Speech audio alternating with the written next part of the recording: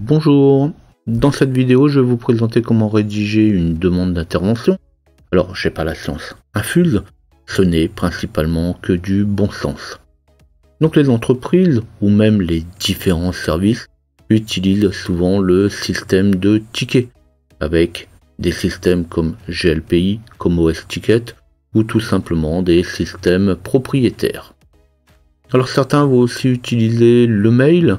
Ça se fait quand même de moins en moins, tout comme le téléphone où oralement ça ne se fait plus du tout. C'est juste une question de traçabilité et aussi de travail caché. Alors tout le monde est concerné, de l'utilisateur simple au plus haut niveau. Même en plus haut d'un niveau, on a toujours besoin d'intervention pour Internet, pour du SAV, pour un abonnement. Sauf dans les petites entreprises, mais généralement on n'a plus tous les droits, de toute façon on ne sait pas tout faire. Donc chacun à son niveau aura donc des demandes d'intervention à faire. Je passe donc sur ce point, tout le monde est concerné. Je passe aussi sur le système de saisie, ce n'est pas ça de toute façon qui nous intéresse ici. Donc dans une autre de mes vidéos précédentes, on a vu comment déterminer d'où pourrait venir un souci de connexion à l'internet. Ici, c'est ce même cas que je vais reprendre. Alors il est possible de naviguer au travers d'un réseau local, mais impossible d'aller au-delà à cause des DNS. Et je remplirai la demande sur OTRS, qui est un système de ticketing dont je n'ai jamais parlé, histoire aussi de voir autre chose.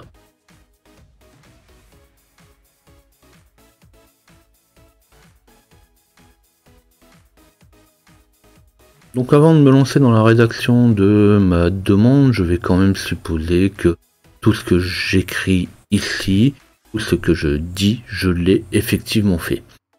De toute façon, l'idée n'est pas de se moquer du service qui est au-dessus. Ça va être facile pour lui de vérifier si vous avez redémarré votre box, par exemple, ou si vous ne l'avez pas fait. De toute façon, la box va dire depuis quand elle est en marche. Pour gagner aussi du temps dans ma présentation, je vais supposer que vous savez déjà utiliser un système de tickets. De toute façon, le but ici est bien de voir la demande et non pas de voir comment ou par quel logiciel on va passer, on va la faire. Donc je vais me connecter à mon OTRS, je vais commencer à rédiger mon ticket, je vais cliquer sur ticket et je vais créer un nouveau ticket.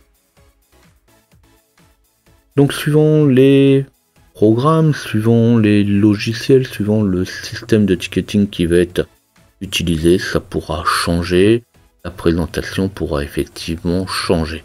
Mais globalement, on va retrouver souvent les mêmes informations. Donc pour commencer, ici, on va me demander la situation. Donc bien sûr, ici, il va falloir choisir au mieux la situation, ça va choisir au mieux à qui s'adresse, quel domaine est concerné.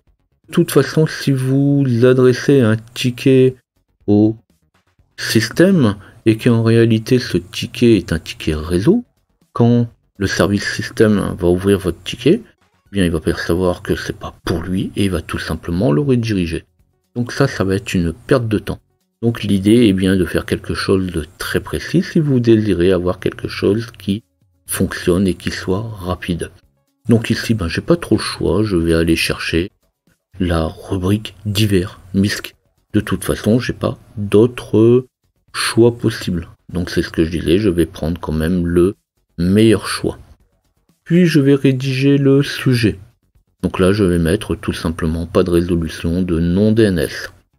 Donc ici, je mets quelque chose qui est quand même relativement précis, mais en général, on évitera de mettre des conclusions. On va laisser ça plus au niveau de l'information. Puisqu'effectivement, si je savais déjà tout faire, j'aurais pas besoin de rédiger cette demande. Puis je vais rédiger le corps de la demande. Donc je vais commencer par quelque chose qui est évident. On va mettre un bonjour, on va mettre merci. Et on va l'écrire en français. Il faut pas oublier que le service, ça a beau être un service, ce n'est pas des gens qui sont là pour servir de à votre disposition. Imaginez une personne qui reçoit 50, 100 messages par jour, si ces messages sont pourris, si ces messages sont illisibles, incompréhensibles, imaginez de toute façon dans quel état la personne finit sa journée. Et à partir de là, il ne faut pas s'étonner que de toute façon, le service rendu n'est pas à la hauteur. Donc on va écrire quelque chose de compréhensible. Alors ici, je dis en français, mais effectivement, ça dépendra des conditions, ça dépendra de ce qui a été défini. Alors souvent, pour la rédaction, pour aider à la rédaction, on va retrouver un wiki, une aide ou tout simplement un guide qui va vous dire, ben voilà, c'est de cette manière-là où vous devez rédiger votre demande. Alors bien sûr, de toute façon, c'est ce que je disais au début, c'est juste du bon sens. Puis on va rajouter quoi? Quel est le souci? Donc je vais rajouter tout simplement que sur mon poste de travail, l'UP 192.168.1.88, je n'ai pas de résolution de nom de domaine. Alors c'est ce que je disais. On va rester dans quelque chose qui est juste de l'information, parce que si je dis je n'ai pas de résolution de nom de domaine, ça suppose que j'ai déjà quasiment la réponse. Donc je vais rajouter aussi a priori, parce que ça pourrait très bien être autre chose. Ici effectivement c'est une question de nom de domaine, mais ça pourrait être tout simplement une question de filtrage, une question de proxy. Donc c'est pas pour autant que c'est systématiquement le nom de domaine. Puis je vais rajouter qu'est-ce que j'ai fait, comment c'est arrivé, quand, comment je m'en suis aperçu. Donc là, je vais rajouter les informations que je vais juger utiles. Je vais marquer que le ping fonctionne, le ping de la passerelle est au-delà. Donc je vais bien montrer qu'effectivement j'ai fait quelques essais. Je vais mettre même quel ping j'ai fait. Du 192.168.1.4, 192.168.1.1, 0.1, de toute façon ça va dépendre de votre système, ça va dépendre de toute façon de votre environnement. Je vais mettre aussi un deuxième ping, le ping du 888, puisque je dis bien que j'arrive à pinguer la passerelle et au-delà. Donc le 888 est bien au-delà de ma passerelle. Mais là c'est pareil, on n'est pas dans la notion de dépannage, on est passé à la notion de demande. Puis je vais expliquer que justement ce qui ne va pas, c'est le ping qui ne répond pas, par exemple pour un ping de google.fr ou un ping de debian.org. En mettant plusieurs pings, .fr, debian.org, msn.com ou tout ce qu'on voudra, je vais bien montrer que ce n'est pas typique un domaine, ce n'est pas que google.fr qui répond pas, c'est bien tous les noms de domaine. Et puis je vais rajouter les informations complémentaires. Que mon poste de travail est en IP fixe, et je vais même rajouter une pièce jointe qui va bien montrer l'IP fixe. Comme ça, j'ai même pas besoin de me soucier, j'ai même pas besoin de mettre les informations. De toute façon, dans mon imprimé écran, j'aurai toutes les informations. Je vais rajouter que j'ai démarré ou redémarré mon poste et que même après le redémarrage de mon poste, c'est le même résultat. Alors justement, on ne vous demande pas de faire ce qu'on ne sait pas faire, mais tout ce qu'on peut faire, effectivement, ça peut être bien. Vous pouvez rajouter tout ce que vous pouvez faire et tout ce que vous avez fait, effectivement. Toutes les informations que vous allez donner, de toute façon, vont permettre au dépanneur, à sa personne qui va intervenir, de comprendre mieux et de mieux cerner le sujet. Puis, je vais faire différentes captures d'écran. Parce que dès qu'on va faire une capture d'écran, ça va beaucoup aider. Ça parle de lui-même.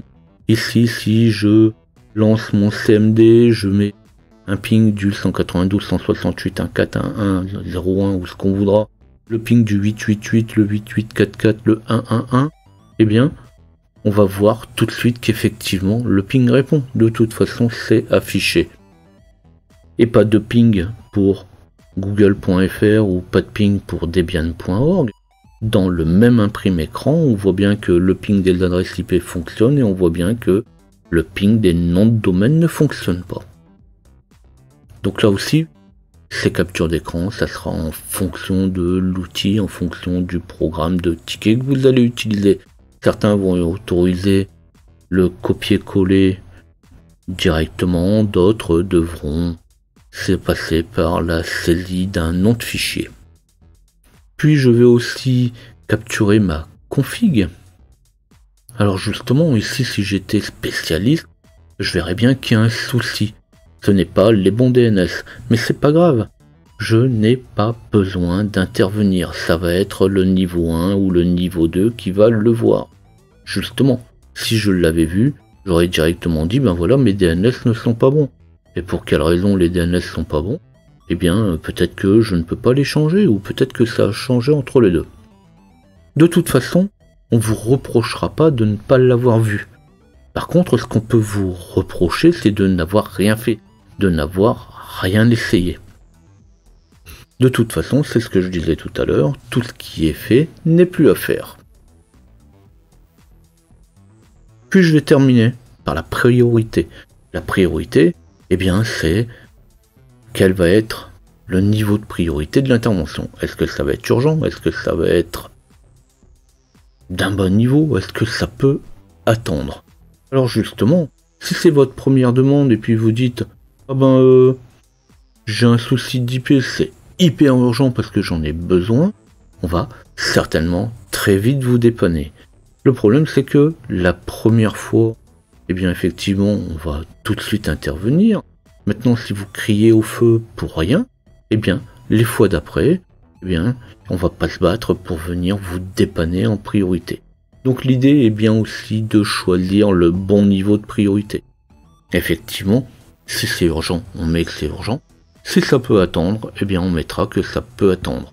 Alors ici, on n'a que 4 ou 5 niveaux effectivement de priorité, mais il arrive parfois qu'on ait plusieurs niveaux, voire des dizaines de niveaux de priorité. Ça va dépendre. Ça peut très bien être pour certains juste une information.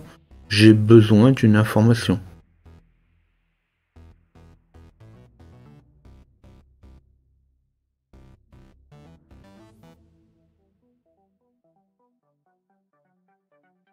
Bon, attention, on a quand même le droit à la faute de frappe. Comme là, ici, j'ai mis les postes de travail. Alors qu'en réalité, je parlais juste de mon poste. Ou, a priori, sans accent. Donc ça va être toléré facilement. Par contre, il y a certaines choses qui vont quand même beaucoup moins passer. La box a brûlé. Et oui, ça arrive que certaines personnes font une demande en disant « la box a brûlé ». Qu'est-ce qui s'est passé? Elle a pris feu. Il y a une prise qui a fondu, elle ne démarre plus. Et là, c'est quand même 3 choses qui sont complètement différentes. Elle a pris feu, et bien de toute façon, on n'a pas le choix, on va la changer. Par contre, elle ne démarre plus. Ça pourrait très bien venir de l'alimentation, et effectivement, peut-être tout simplement du bouton d'alimentation. Peut-être un mauvais branchement. Donc là, ce n'est pas du tout la même chose.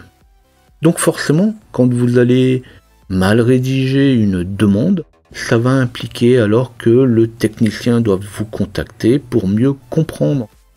À partir du moment où le technicien va devoir vous contacter, il va avoir une perte de temps, de l'énervement. Alors justement, le principe du ticket, c'est donnant-donnant. Plus il est renseigné, plus il est correctement renseigné, plus la demande est compréhensible et claire, plus vous allez avoir un service qui va être rendu rapidement. Plus vous allez être aussi en droit d'attendre une réponse. Vous écrivez en français, vous restez poli avec la personne qui est à l'autre bout. Il est normal que cette personne se fasse de même.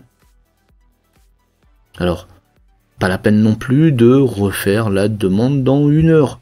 Le ticket laisse des traces. Et justement, c'est ce que je disais, on utilise beaucoup le principe de ticket aujourd'hui pour justement avoir ce traçage.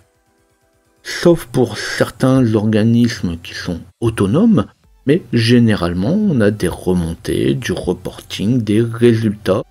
On a aussi parfois des sondages. Vous allez avoir dans certaines entreprises un sondage qui vous demande qu'est-ce que vous pensez du système de tickets, qu'est-ce que vous pensez du service de dépannage. Donc certains services de dépannage vont être soumis à contrat de performance. Donc vous avez vu, pour une fois, j'ai pas été trop technique, bien que si les demandes vont du niveau 2 vers le niveau 3, ça peut très vite le devenir. Alors si cette vidéo vous a plu, vous n'oublierez pas de liker, ou laissez-moi un tip sur un tipeee.com /JPinfo. Abonnez-vous à la chaîne ou tapez LJP Info dans votre navigateur pour retrouver mes prochaines vidéos. Posez vos questions ou venez discuter de vos difficultés au-dessous de mes vidéos. Et sinon, on se dit à bientôt.